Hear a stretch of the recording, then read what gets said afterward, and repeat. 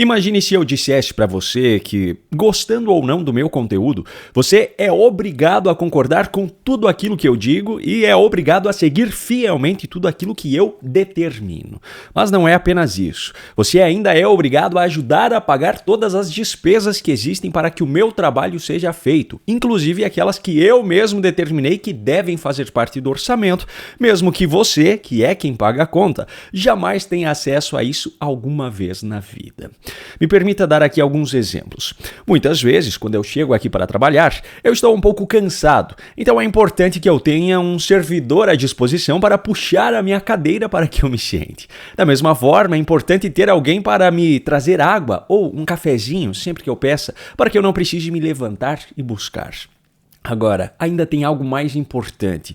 Por mais que eu esteja sempre certo em tudo e proteja diariamente a democracia, eu preciso de seguranças, aliás, muitos deles, fortemente armados, para garantir que você, que é quem me sustenta, jamais possa chegar perto de mim.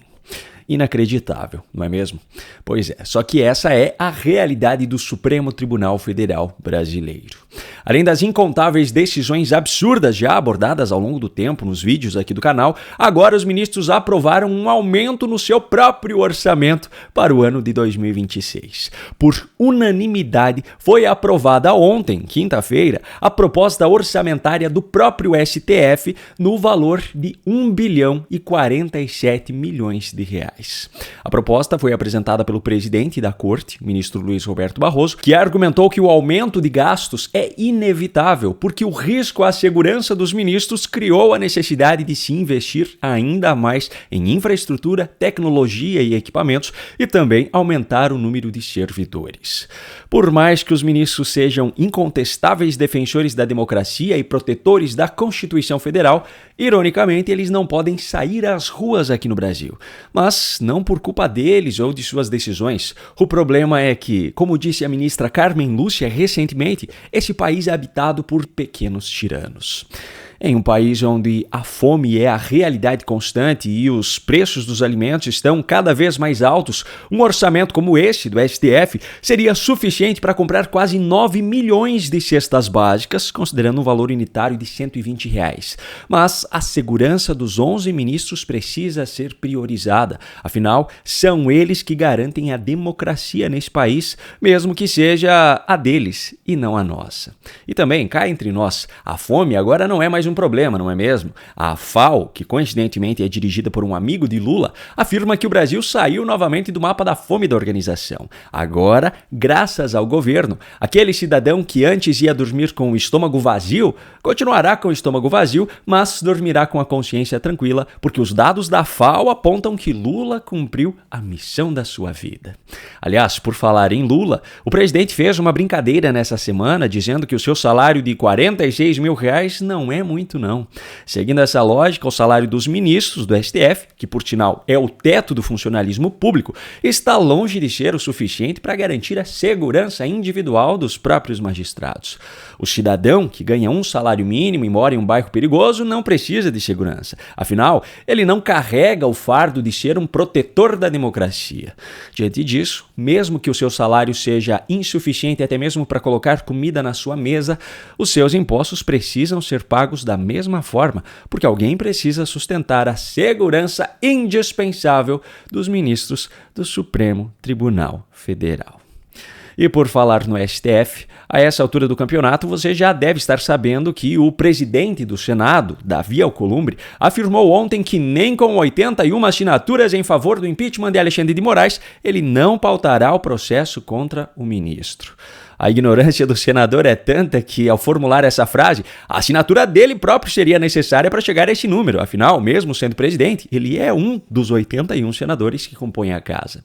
Enfim, as grandes questões agora são: o que está por trás dessa recusa em pautar o impeachment de um ministro e o que pode ser feito a partir de agora? Bom, o motivo para essa proteção incondicional é muito simples. É aquilo que, se fosse uma planta, teria como nome científico rabos presos. E eu não estou falando apenas de Alcolumbre, pois os ministros da Suprema Corte já trataram de dar o seu aviso para evitar qualquer mobilização vinda do Congresso. Segundo a jornalista Basília Rodrigues, recentemente demitida da CNN Brasil, os ministros afirmaram afirmaram nos bastidores que vão levantar o mercúrio contra o Congresso se um processo de impeachment contra integrante da corte for levado adiante. A ferramenta para essa chantagem, e não tem como chamar de outro nome, são os julgamentos ou investigações contra deputados e senadores que estão na justiça, por ora sendo cozinhados em banho-maria, mas apenas esperando o momento certo para serem trazidos à tona.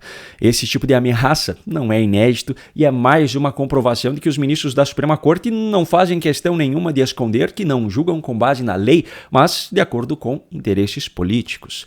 E com isso vamos à segunda pergunta. O que pode ser feito a partir de agora, já que Alcolumbre não pautará impeachment de ministro, mesmo se houver voto suficiente para aprová-lo?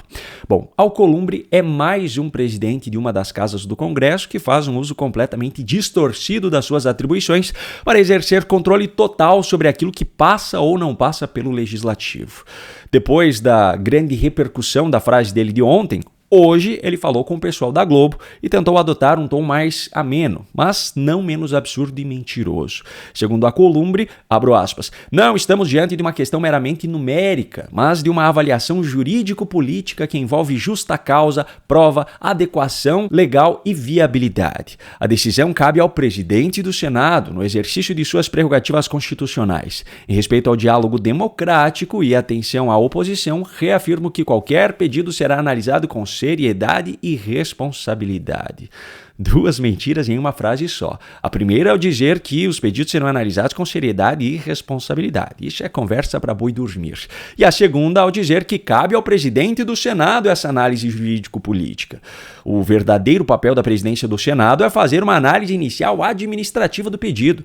Em seguida, uma comissão especial é criada e os seus integrantes são eleitos entre os senadores, e é essa comissão que vai fazer a análise técnica do pedido.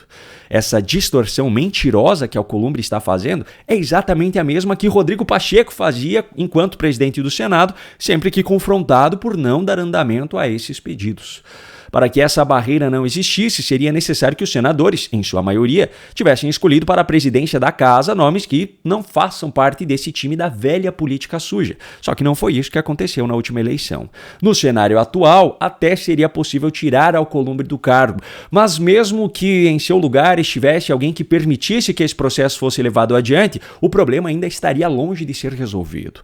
Caso um impeachment contra ministro do STF começasse a andar no Senado, os ministros do STF imediatamente passariam a acelerar processos contra parlamentares dentro da corte e ameaçar condenações contra qualquer senador que fosse possível, por qualquer motivo que fosse, para forçá-los a votar contra esse impeachment.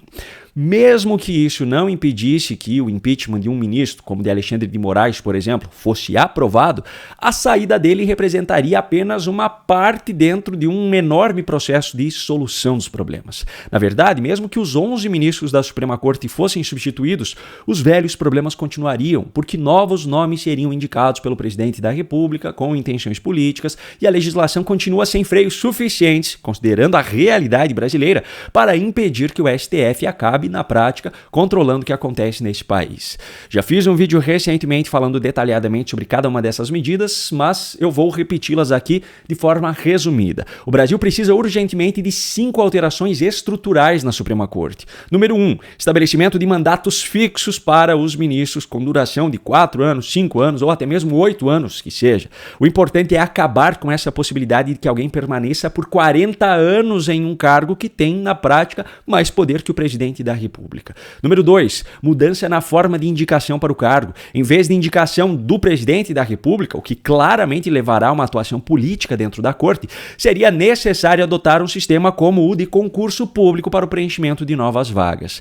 Número 3, estabelecer um período mínimo de carreira na magistratura como requisito para a candidatura a um cargo no Supremo. Isso evitaria que se tornassem ministros pessoas que nunca tenham sido juízes anteriormente, como é o caso de Alexandre de Moraes, Luiz Roberto Barroso, Dias Toffoli e vários outros. Número 4, exigir uma formação acadêmica específica que inclua especialização como requisito para a candidatura ao cargo de ministro. Isso evitaria que tivéssemos ministros como Dias Toffoli, que não tem nada além da graduação em Direito, mas tem o poder de anular decisões de juízes muito mais competentes. Número 5, exigir que, para se candidatar ao cargo de ministro, o cidadão jamais tenha sido filiado a algum partido político ou tenha exercido algum cargo político. Isso evitaria que tivéssemos políticos como Flávio Dino julgando hoje adversários políticos dele próprio dentro da Suprema Corte. Todas essas alterações precisariam ser feitas através de PECs, propostas de emenda à Constituição, que precisam ser aprovadas pelo Congresso. E eu não estou dizendo que somente isso basta para resolver os problemas do Brasil, mas, sendo bem franco, enquanto mudanças como essas não acontecerem, os nomes podem até ser trocados, mas o autoritarismo vindo do STF continuará sendo o mesmo. E você, o que pensa sobre isso? Me conta a sua opinião aqui nos comentários.